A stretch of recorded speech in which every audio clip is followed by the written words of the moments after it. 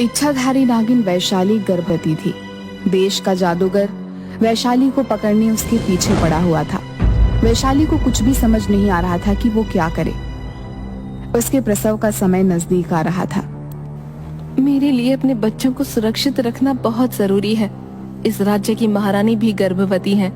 वो मेरी हालत को जरूर समझेंगे। अगर मैं उनके कक्ष में अंडे देती हूँ तो शायद ममता के कारण वो मेरी और मेरे बच्चों की सहायता करें। गर्भवती महारानी अपनी कक्ष में भोजन खा रही थी कि अचानक उन्होंने देखा कि एक नागिन उनके पलंग के पास अंडे दे रही है। सैनिकों, यहाँ आओ और इस नागिन को मेरे कक्ष से दूर करो। सैनिकों ने नागिन के अंडों को उठाना चाहा। नागिन जोर जोर से सर पटकने लगी और मनुष्य की आवाज में नागिन महारानी से बोलने लगी, महारानी, मैं घायल हूँ, कुछ पलों की मेहमान हूँ, मेरे अंडों की सुरक्षा कीजिए, आप भी तो गर्भवती हैं।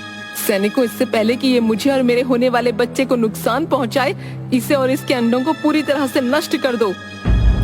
तुम्हें श्राप देती हूँ, मैं गर्भवती होकर भी ममता को नहीं समझी। तुम और कोई भी तुम्हारे बच्चे को नहीं छू पाएगा।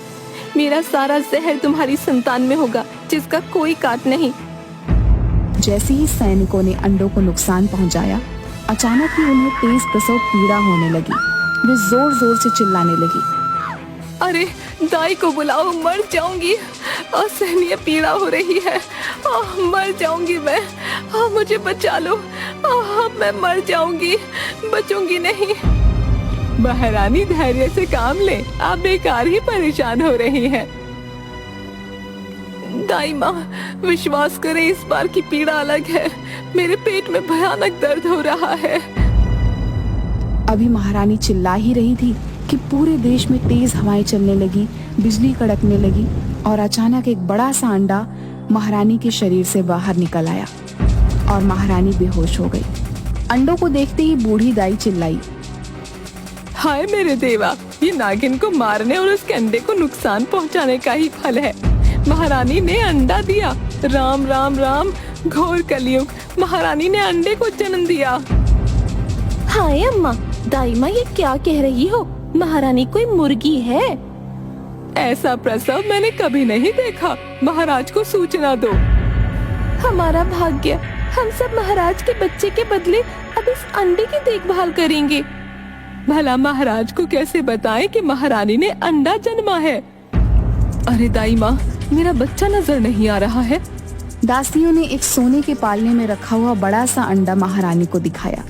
अरे ये क्या अंडा? तुम सब पागल तो नहीं हो गई? मैं कोई चिड़िया हूँ जो अंडा दूंगी? दासियां अंडा ले रानी के पास आने लगी। तभी अचानक भूकंप आया और अंडा दासियों के हाथ से नीचे गिर गया। आसमान में तेज बिजलियां कड़कने लगी। अंडे में एक बहुत प्यारी सी बच्ची थी। दासियों ने बच्ची को उठाकर महारानी को दे दिया। बच्ची को छूते ही दासियों के हाथों में तेज जलन होने लगी। दैया रे दैया, मेरे हाथ बुरी तरह जल रहे हैं। राजकुमारी के शरीर में विष है, भगवान बचाए। देवा देवा, जाने क्या होने वाला है। मुझे मेरी बच्ची दे दो, मैं अपनी बेटी को गले लगाना चाहती हूँ। 14 वर्ष बाद भी अपनी औलाद को क्या मैं छू नहीं सकती? लेकिन जो भी बच्ची को उठाने जाता, जहर के कारण उसके हाथ जलन से भर जाते। महारानी जलन की परवाह न करते अपनी बेटी को अपनी गोद में ले लेती हैं। दासियों, तुम्हें समझ में नहीं आ रहा? महाराज को इस घटना की सूचना दो। है? हाँ जरूर, मैं महाराज को सूचना देकर आती हूँ। लक्ष्मी आई है महाराज, महारानी ने बेटी को जन्म दिया है। बहुत अच्छा। दासी कैसी है मेरी राजकुमारी? तुम इतनी डरी हुई क्यों हो? महाराज, राजकुमारी का शरीर विष से भरा है। उसे छूते ही विष का गंभीर असर होता है। दाई की बात सुनते ही ज्योतिषी पत्रिका देखने लगे, फिर जोर से चिल्लाए, सत्यानाश हो गया महाराज, अब प्रलय होगी। इस लड़की का जन्म संसार के लिए अशुभ है। ये तेज बिजलियों की कड़क और भूकंप इसके सूचक हैं। ये आप क्या कह रहे हैं? महाराज चिंता में डूब गए। नवजात राजकुमारी को सैनिक हाथों में दस्ताने पहनकर पकड़ते हैं और उसे एक कमरे में बंद कर दिया जाता है। सारे राज्य में प्राकृतिक आपदा के कारण धन जन की खूब हानि होती है। राज ज्योतिषी, आपकी बात सच हुई। आप ही समस्या का समाधान बताएं। महाराज, उसके लिए एक शीशे का महल बनवा दीजिए, जहां उसकी जरूरत की सब चीजें हों। उस पर हम सबकी नजर रहे और राजकुमारी को कष्ट भी ना हो। 3 साल के बाद राजकुमारी को वहीं रहना होगा। महाराज ने उसके लिए एक शीश महल बनवा दिया और उसका नाम वसुधा रखा। वो धीरे धीरे बड़ी होने लगी और 3 साल के होते ही शीश महल में उसे बंद कर दिया गया। राजकुमारी अब 15 वर्ष की हो गई। कोई साथी न होने के कारण वो बहुत उद्दंड हो चुकी थी। पिताजी, मैं भी दुनिया देखना चाहती हूँ, सबसे मिलना चाहती हूँ। आप मुझे इस कैद से आजाद कर दें। अब मुझसे यहाँ और नहीं रहा जाता। वसुधा, माना कि तुम राजकुमारी हो, पर तुम्हें कोई हक नहीं कि तुम प्रजाजनों को नुकसान पहुंचाओ। तुम बाहर आकर किसी को भी दर्द पहुंचा सकती हो। पिताजी, अब मुझे खुद को बस में रखना आ गया है। मैं किसी को नुकसान नहीं पहुंचाऊंगी। अगर ऐसी बात है तो तुम बाहर आ सकती हो। वसुधा बाहर आ गई और महल में घूमने लगी। अचानक वसुधा ने देखा एक बकरी महल के सरोवर में डूब रही है। वसुधा उसे बचाने के लिए सरोवर में कूद पड़ी, किंतु उसके स्पर्श से ही सरोवर का पानी नीला हो गया और विष के प्रकोप से बकरी मर गई। तुम्हें शीश महल में ही रहना होगा जब तक तुम्हारी बीमारी का तोड़ नहीं मिलता। हम तुम्हारे लिए किसी को खतरे में नहीं डाल सकते। अगर तुम बिना आज्ञा बाहर निकली तो तुम्हें इसकी सजा भुगतनी पड़ेगी। राजकुमारी को पिता की बात बहुत बुरी लगी। उसे उदास देखकर महाराज बोले, तुम जानती हो वसुधा, हम तुम्हें बहुत प्रेम करते हैं, लेकिन हमें तुम्हारी और अपनी प्रजा की भी चिंता है। अगर कुछ भी हुआ तो बेटा, ये सब किसी के लिए भी अच्छा नहीं होगा। लेकिन पिताजी, इन सब में मेरा क्या कसूर? मुझे ही ये सब क्यों सहना पड़ रहा है?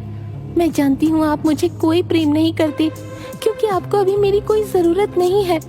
लेकिन जिस दिन आपको मेरी जरूरत पड़ेगी, उस दिन तो आपको मुझे यहाँ से निकालना ही पड़ेगा।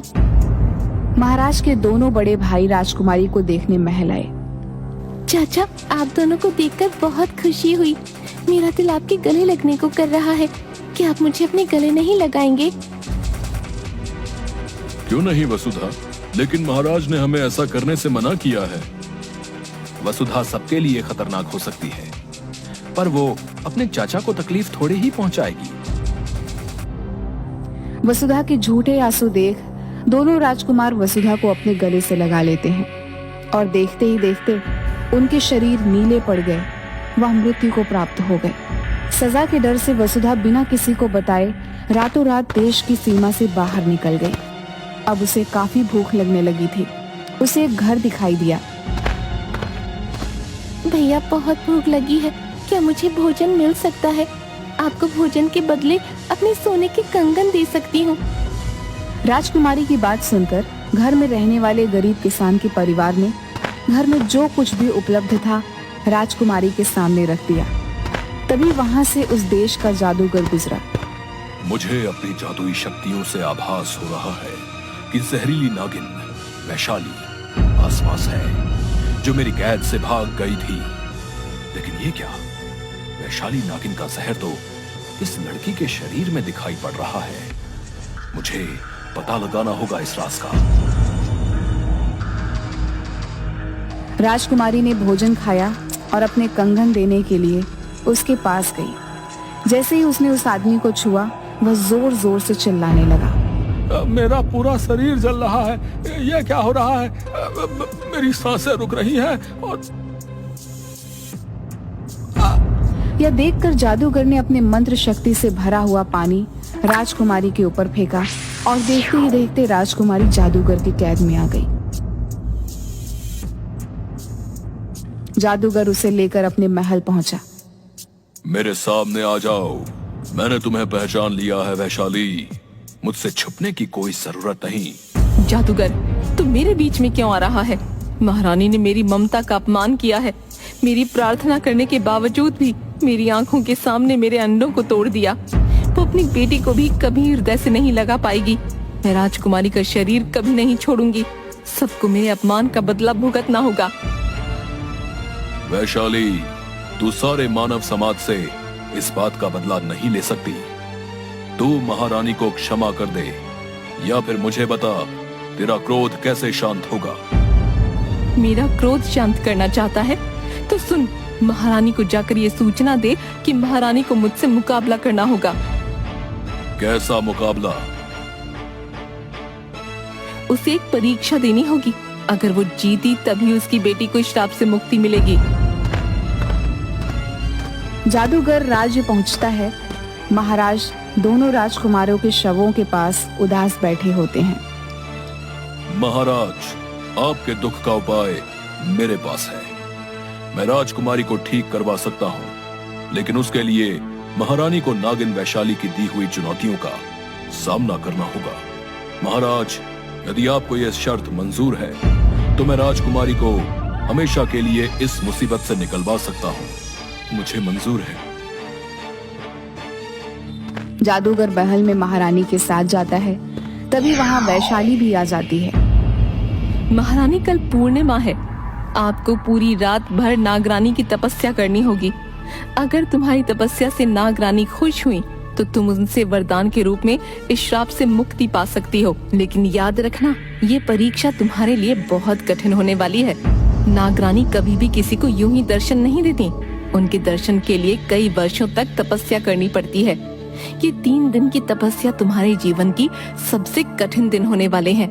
या तो तुम इस तपस्या के बाद अपनी बेटी को बचा पाओगी, वरना खुद भी मारी जाओगी। क्या तुम इस परीक्षा के लिए तैयार हो? असंभव! ऐसा करने से तो महारानी की मृत्यु निश्चित है। गुरुदेव, मैं अपने प्राण देने को भी तैयार हूँ। मैं जितना भी कर लूँ उतना कम है। दासियों, तुम मेरे वहाँ जाने की तैयारियां करो। महारानी पूरी रात नागरानी की पूजा करती है और अगले दिन कुएं में प्रवेश करने को तैयार हो जाती है। हमें कुछ ठीक नहीं लग रहा। महाराज, मैं जानती हूँ आपको मेरी चिंता है, लेकिन मैं अपने पापों की सजा कब तक अपनी बेटी को भुगतने दूंगी? मुझे मेरे पापों की सजा मिलनी चाहिए। अगर मैं न लौटी तो ध्यान रखिएगा और वसुधा को कहिएगा कि मुझे माफ कर दे। इसके बाद अगले दिन महारानी सुबह सुबह कुएं के पास पहुंच जाती है। हम आपका इंतजार करेंगे। अपना ध्यान रखिएगा महारानी। आप भी अपना ध्यान रखिएगा।